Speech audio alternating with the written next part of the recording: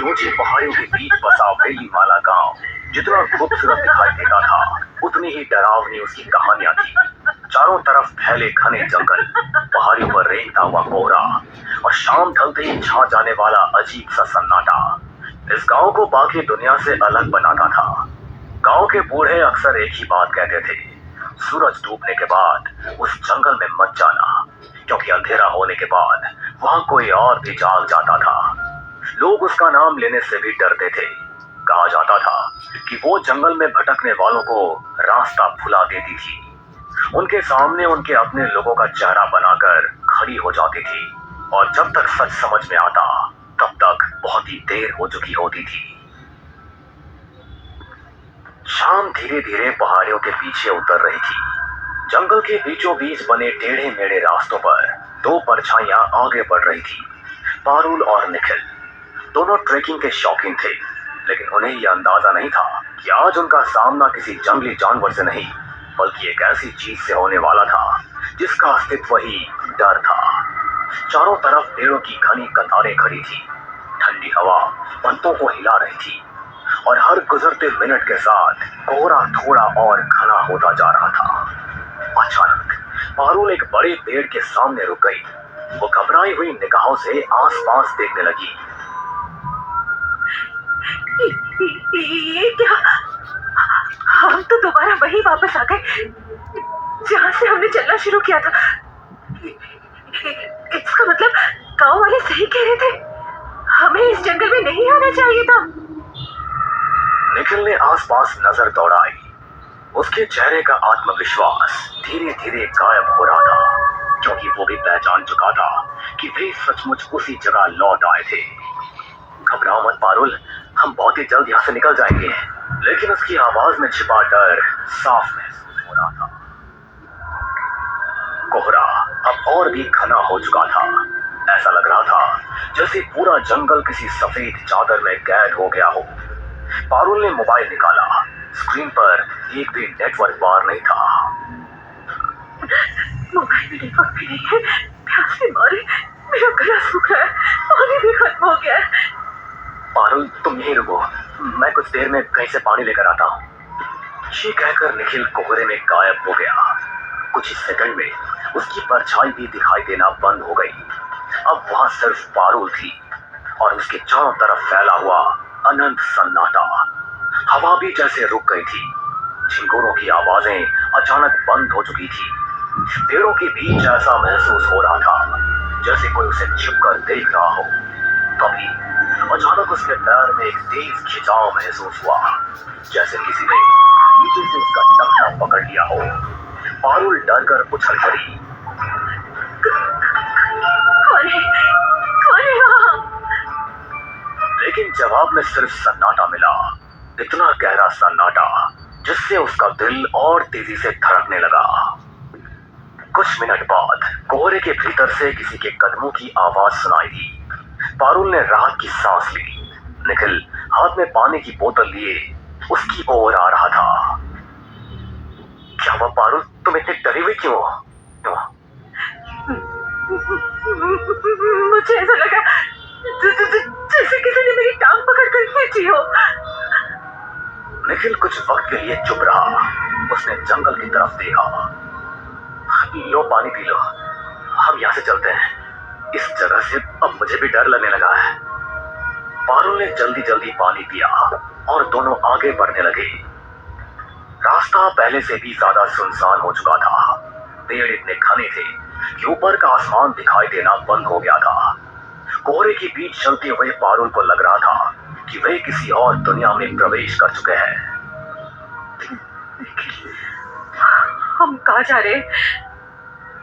जब मैं पानी लेने गया था तब मुझे एक नया रास्ता दिखाई दिया था, वही रास्ता हमें बाहर ले जाएगा। पारुल ने कोई जवाब नहीं दिया। उसके कदम लड़खड़ाने लगे थे। कुछ दूर चलने के बाद वो एक पत्थर के पास बैठ गई। पारुल क्या हुआ? बस मुझे चलने की ताकत नहीं बची। तभी उसकी नजर सामने एक पेड़ के नीचे पड़ी और अगले पल उसके चेहरे का रंग उड़ गया।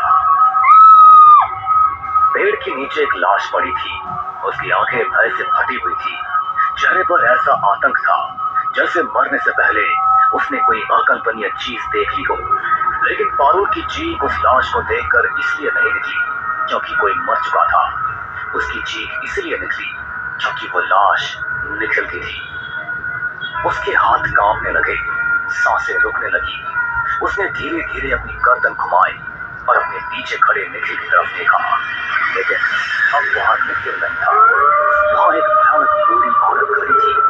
उसकी त्वचा सड़ी हुई दिखाई दे रही थी, सफेद बाल जमीन तक लटक रहे थे, आंखें पूरी तरह से काली थी और उसके चेहरे पर एक ऐसी मुस्कान थी जिसे देखकर किसी का भी खून जम जाए।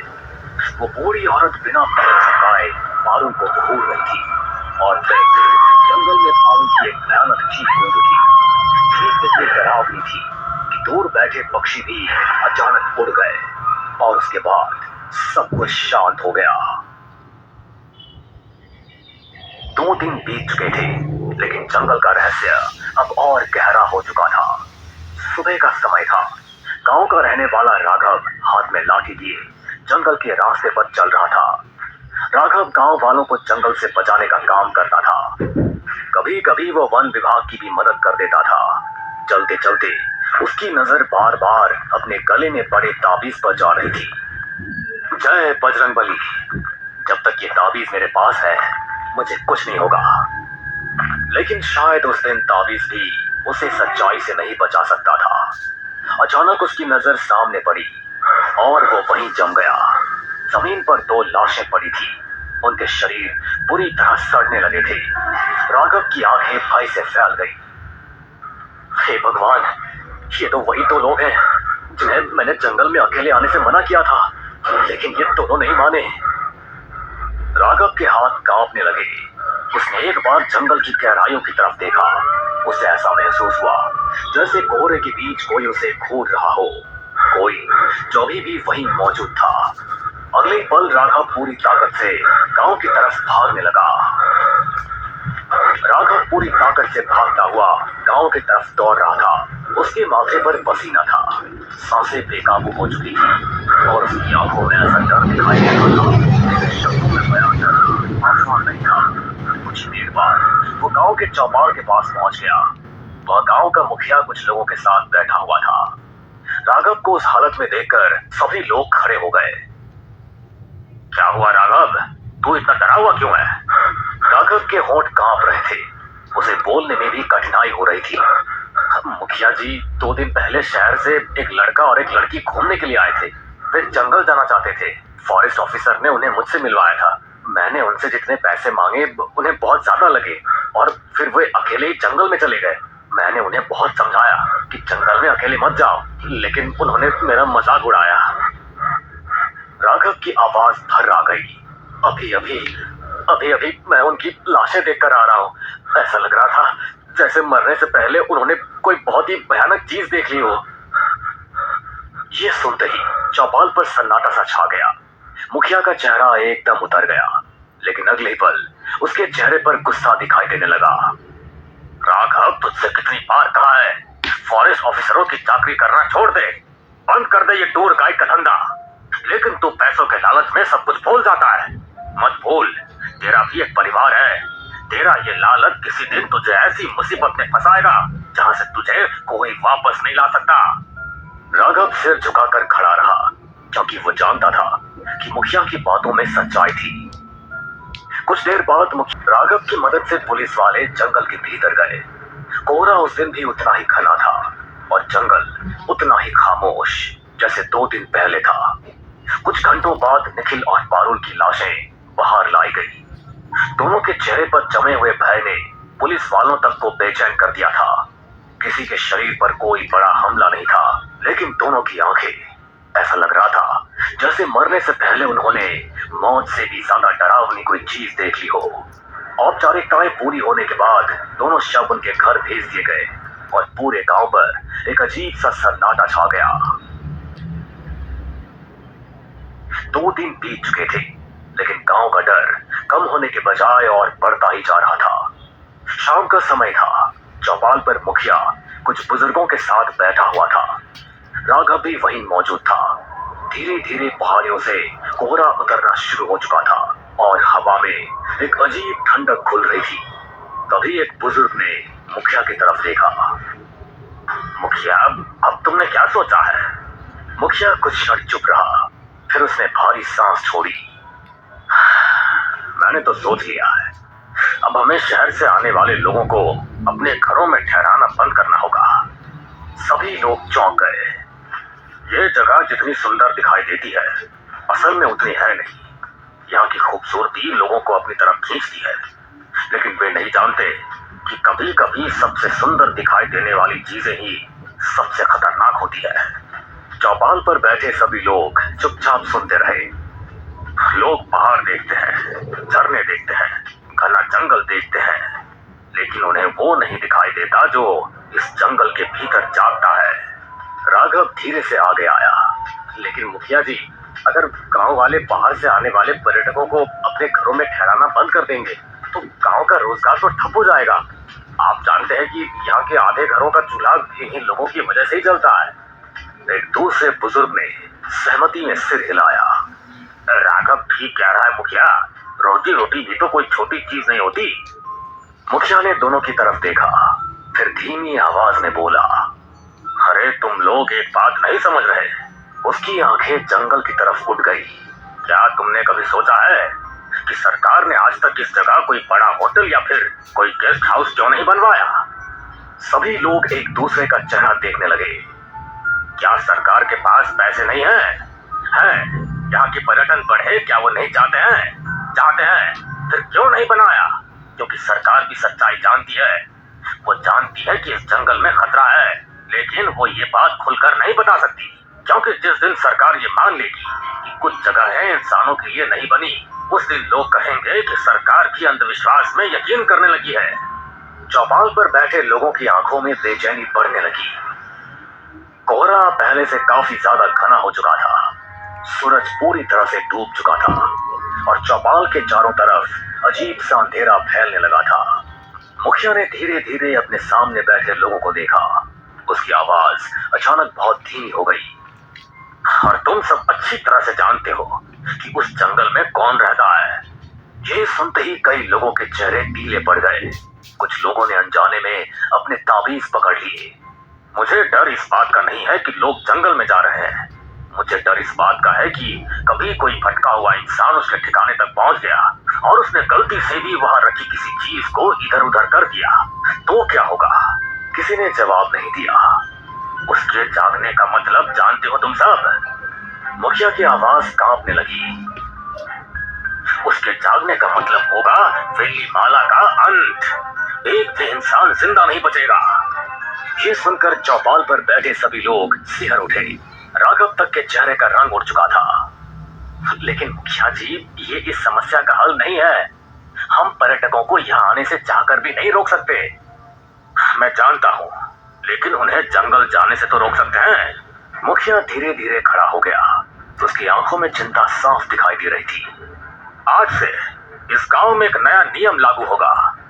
सभी लोग उसकी तरफ देखने लगे। अगर बाहर से आया हुआ कोई भी पर्यटक जंगल जाने की जिद करे, तो गांव का कोई भी आदमी उसे जंगल के अंदर नहीं लेकर जाएगा। न कोई गाइड, न कोई वाहन चालक, न कोई जंगल का रास्ता बताएगा, न कोई उसकी मदद करेगा।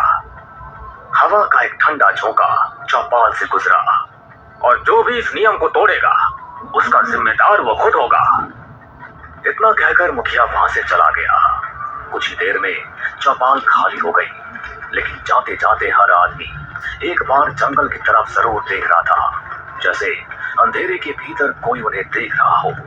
और उसी समय जंगल की गहराइयों में किसी बूढ़ी औरत की बहुत धीमी हंसी फिर से गूंज उठी।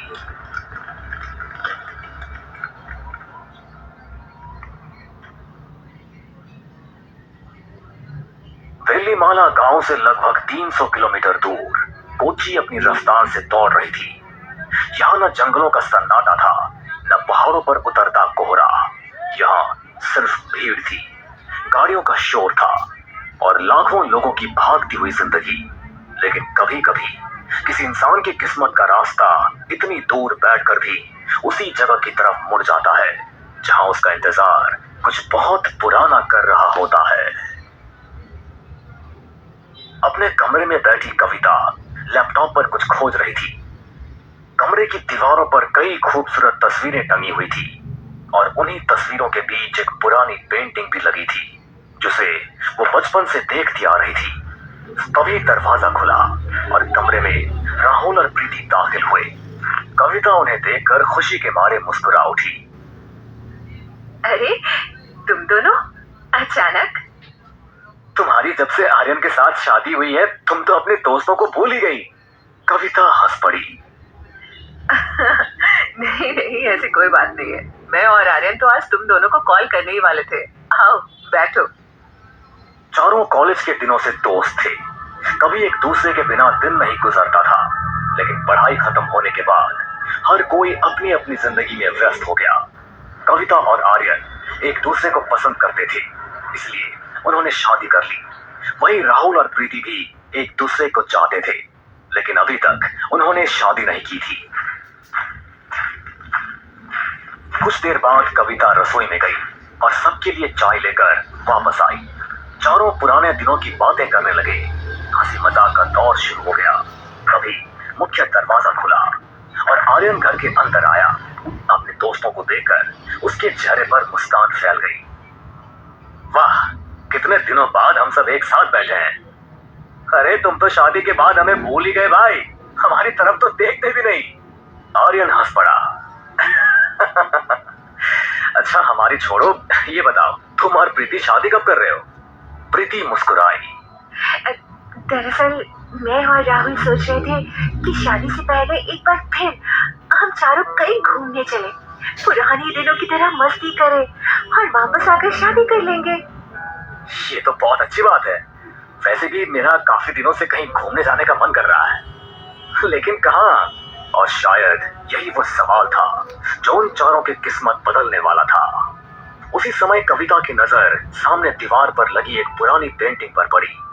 उस पेंटिंग में घना जंगल दिखाई दे रहा था, ऊंचे पहाड़, सफेद कोहरा और पेड़ों से घिरा हुआ एक संकरा रास्ता। वो कोई साधारण तस्वीर नहीं थी, वो वेली माला के जंगल की तस्वीर थी। क्यों ना हम वेली माला चले? राहुल ने तस्वीर की तरफ देखा। अरे ये तो केरल का वही गांव है ना, वेली माला। हाँ, मेरी माँ बताया करती थी कि मेरी दादी इसी गांव की रहने वाली थी। बाद में दादा दादी गांव छोड़कर शहर आ गए।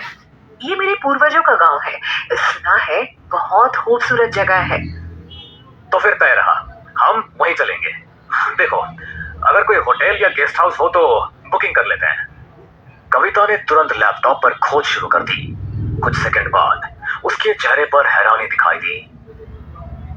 अजीब बात है, यहाँ ना कोई होटल है ना कोई गेस्ट हाउस।